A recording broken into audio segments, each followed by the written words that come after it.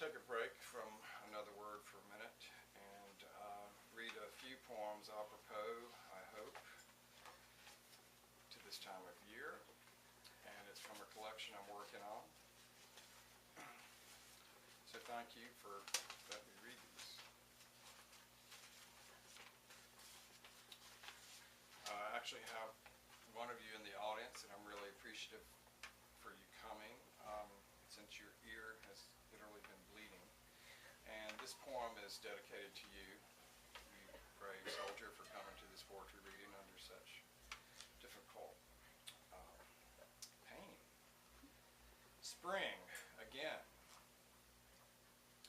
Though I identified with Jesus during my 20s and telephoned the local convent to request an audience with a virgin, I was only permitted to visit a stoop-shouldered, barely audible, and gravel-gargled octogenarian priest.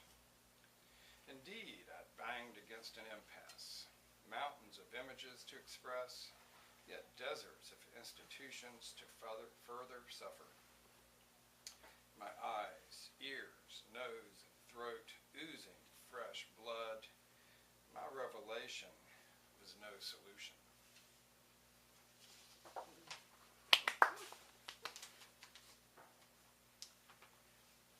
Before I moved down here to the coast, I lived up in the Appalachian Mountains.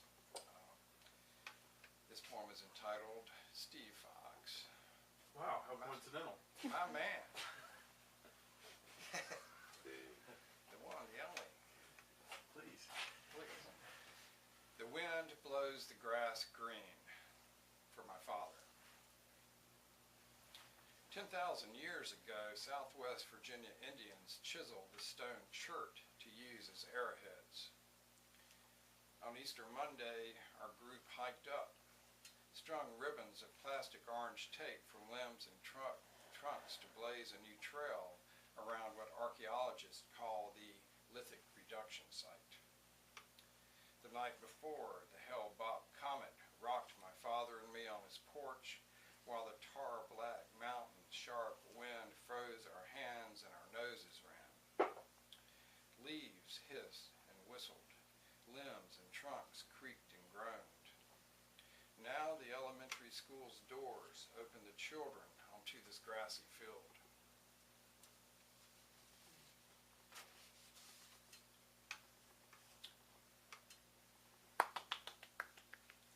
Pause for applause.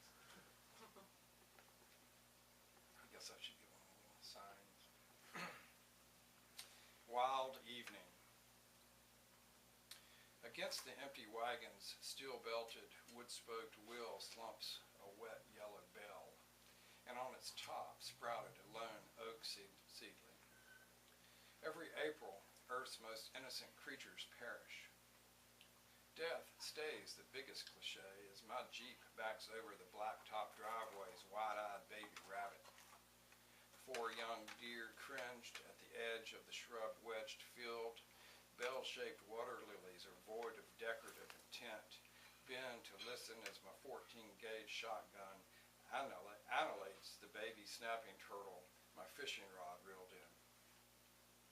Up from the cattails, a great blue heron lunges, soars over the water, hook snared in its bayonet beak.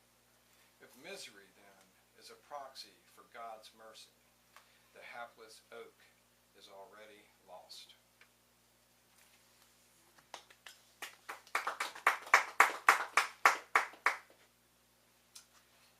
All right, the journey to mothers. I confess now to living the dream. Loved by a few nourishing friends, too many miles driven down the proverbial wrong road, I traveled the old way back home. Though my mouth loves to talk and chew, the latter one is the truer human motivation. Fat lips continue to flap another lily-laced Easter Sunday.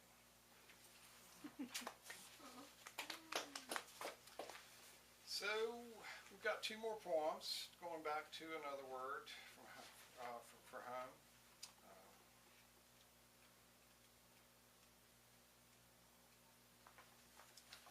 Mother loved her birds. was a machine looking for some place to land, and alcohol was his fuel. His sons and daughters' birds sucked into the forced turbine of his truculent engine. Now his wife has disappeared and come to be this poem.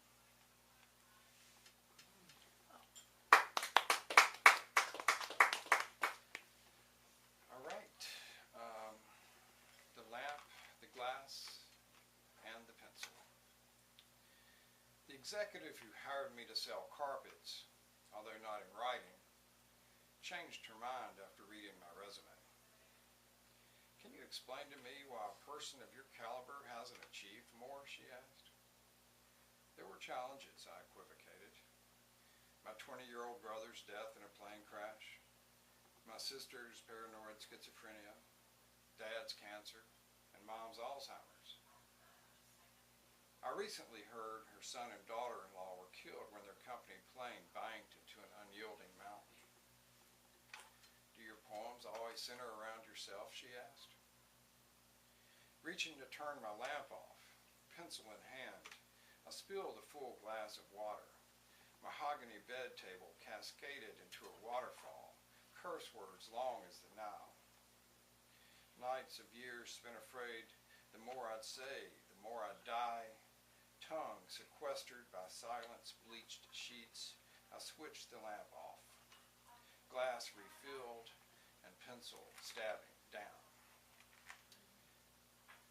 So thank you all for coming to the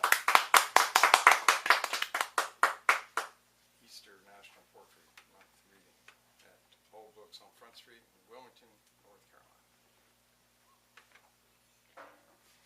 Steve, that's going to be a tough act to